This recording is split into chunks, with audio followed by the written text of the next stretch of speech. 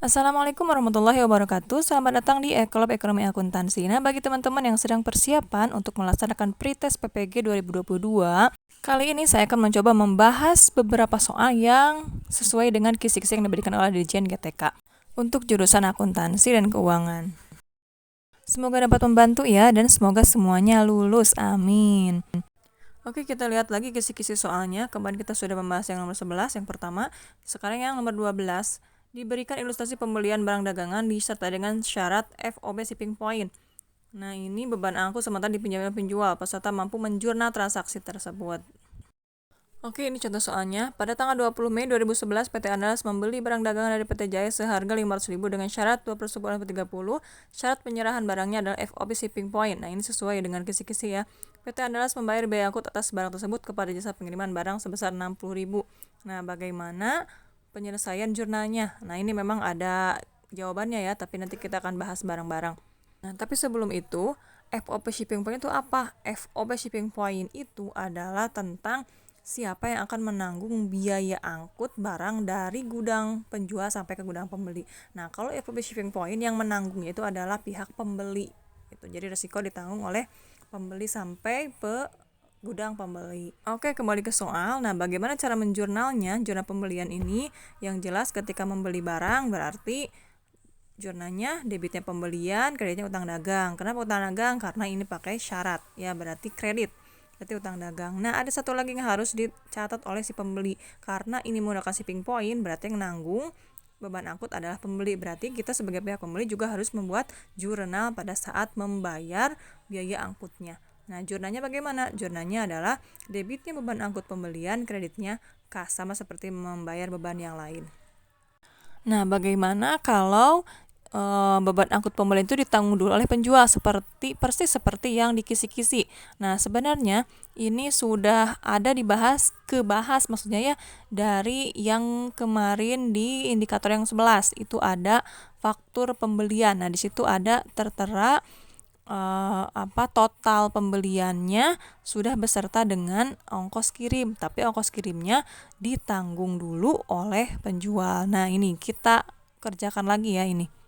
Nah, berdasarkan faktur pembelian ini yang dimana ongkos angkutnya ini ditanggung dulu oleh penjual, sedangkan syaratnya itu FOB shipping point berarti tanggung pembeli. Nah, berarti jurnalnya bagaimana?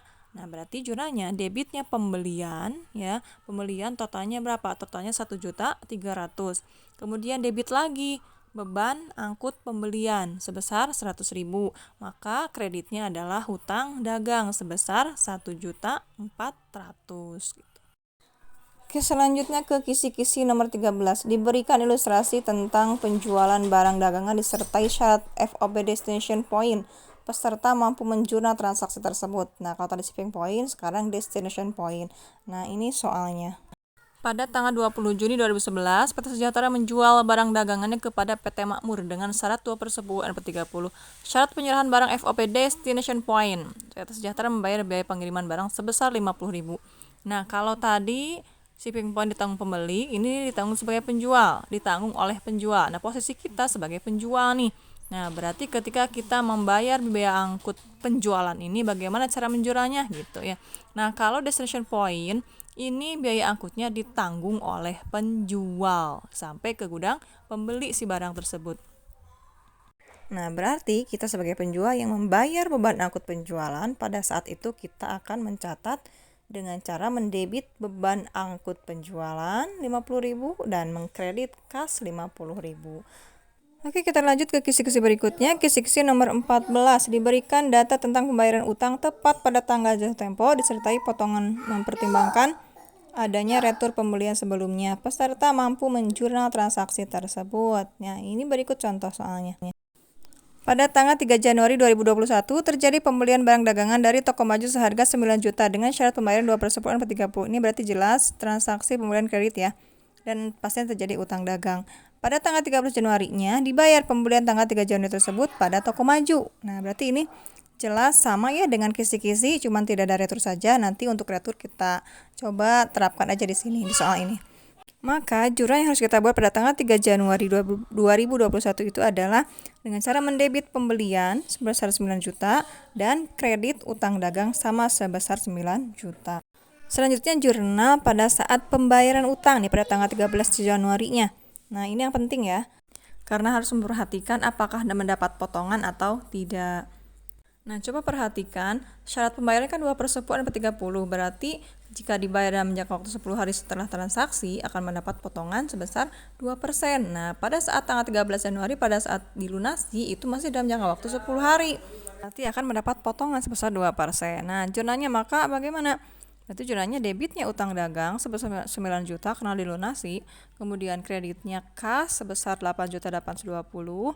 Kenapa tidak 9 juta? Karena mendapat potongan sebesar 2% karena masih dalam jangka waktu 10 hari. Jadi 2% dari 9 juta adalah 180.000 gitu. Jadi yang dibayarnya enggak 9 juta tapi menjadi 8.820.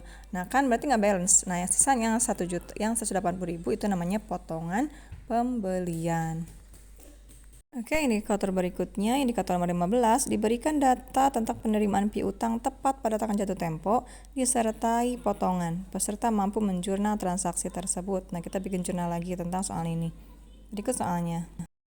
Pada tanggal 6 Juni 2011, PT Pelangi menjual barang dagangannya kepada PT Ngadirejo sebesar 2.500.000 dengan syarat 3/10 N/30. Ini jelas transaksi penjualan secara kredit ya, karena ada syaratnya 3/10 N/30, artinya jika dibayar dalam jangka waktu 10 hari setelah tanggal 6 Juni akan mendapat potongan sebesar 3%. Hal pertama yang akan dicatat oleh PT Pelangi adalah pada saat penjualan tanggal 6 Juni. Nah, pada saat penjualan tersebut, PT Pelangi akan mencatatnya dengan cara mendebit piutang dagang dan mengkredit penjualan sebesar 2.500.000. Nah, nanti pada saat PT Ngadirejo melunasi hutangnya, misalnya pada tanggal 10 Juni PT Ngadirejo itu melunasi utangnya, maka jurnal yang harus dibuat oleh PT Pelangi adalah dengan cara mendebit akun kas sebesar 2.425.000, kemudian debit lagi potongan penjualan sebesar 75.000 dan mengkredit piutang dagang sebesar 2.500.000. Jadi total yang diterima tunai kas oleh PT Pelangi sebesar 2.425.000, enggak 2.500.000 karena dia harus memberikan potongan kepada PT Ngadirejo sebesar 3% ya. 3%-nya itu dari 2.500.000 berarti kan 75.000. Karena masih dalam jangka waktu 10 hari dari tanggal 6 Juni ke tanggal 10 Juni gitu. Demikian pembahasan kisi-kisi soal indikator yang 12-15 untuk PPG Akuntansi tahun 2022. Semoga bermanfaat dan semoga semuanya lulus. Wassalamualaikum warahmatullahi wabarakatuh.